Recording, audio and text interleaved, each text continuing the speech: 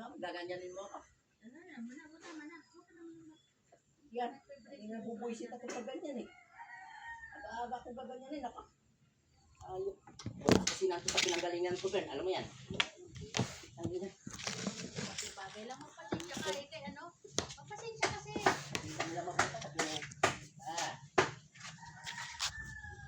lalaman ko. Lalaman ko. Hindi mo yung pinanggalingan ko, diba? Magpasensya. Kailangan ng tao pasensya. Tara ka na balbas. Ito. Ako bakong pera. Ito. Sige, sige. Pera. Tala, tala. Kung pakisama mo, Ben, nakita mo ng pakisama mo sa pinanggalingan mo. Halos kaibigan ko tao na. Wala nakapagmula sa akin din. Ganyan yun siya eh, aga-aga eh. Away mo ang anak mo.